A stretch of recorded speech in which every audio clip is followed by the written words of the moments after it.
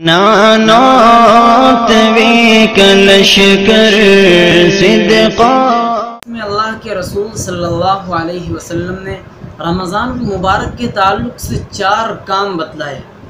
آپ نے فرمایا اس مہینے میں تسبیحات کی کثرت کیا کرو، خوب تسبیحات پڑھا کرو، چلتے پھرتے رات دن تسبیح پڑھا کرو، زبان پہ تسبیح نہیں جاری ہو رہی ہے، دل میں اللہ کا تصور رکھا کرو، کیونکہ آپ جتنا زیادہ اللہ کا تصور کریں گے اتنا ہی زیادہ اللہ کا قرب آپ کو نصیب ہوگا۔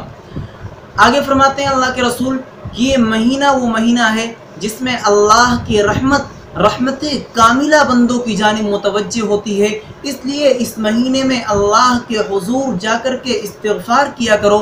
اللہ کے نبی نے ایک حدیث پاک میں ارشاد فرمایا کل بنی آدم خطاء وخیر الخطائین التوابون، کہ ابن آدم تو گناہ گار ہے، ہر آدم کا بچہ گناہ کا پتلا ہے، گناہ کیے ہوئے ہے، لیکن سب سے بہترین گناہ گار وہ ہے جو گناہ کرنے کے بعد رو لے، جو گناہ کرنے کے بعد توبہ کر لے۔ حدیث پاک میں آتا ہے کہ قیامت کے دن وہ لوگ جو اپنے گناہوں سے توبہ کر چکے ہوں گے اس طرح اٹھیں گے گویا ان کے نامہ اعمال میں کوئی بھی گناہ نہیں ہوگا۔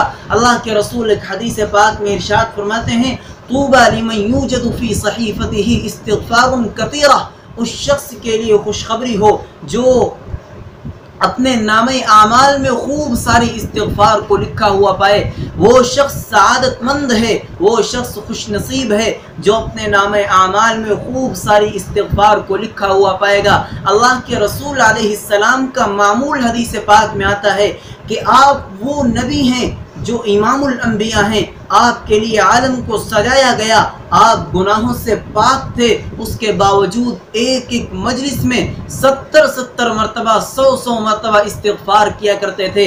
تیسری بات اللہ کے رسول فرماتے ہیں کہ اللہ سے جنت کو طلب کیا کرو، کیونکہ اللہ نے جنت کو بنایا، اس کو سجایا، اس کو مزین کیا، کس کے لیے؟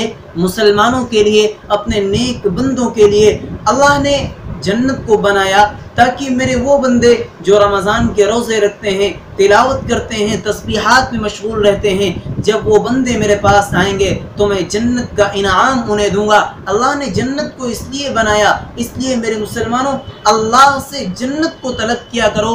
جنت ہمارے اور آپ کے لیے بنائی گئی ہے، کافروں کے لیے نہیں بنائی گئی۔ چوتھا جملہ میرے پیغمبر نے فرمایا کہ جہنم سے پناہ مانگا کرو۔ تو رمضان کے 4 کام ہو گئے۔ پہلا کام اللہ کے رسول نے فرمایا تسبیحات خوب زیادہ پڑھا کرو۔ دوسرا کام رمضان کا مہینہ ہے، اللہ کے سامنے کثرت سے استغفار کیا کرو۔ تیسری بات اللہ کے نبی علیہ السلام فرماتے ہیں جنت کو مانگا کرو، جنت طلب کیا کرو۔ اور چوتھا جملہ اللہ کے رسول نے فرمایا کہ جہنم سے پناہ مانگا کرو۔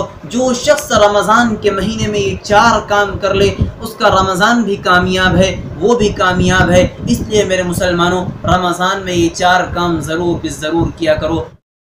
نانوت وی کلشکر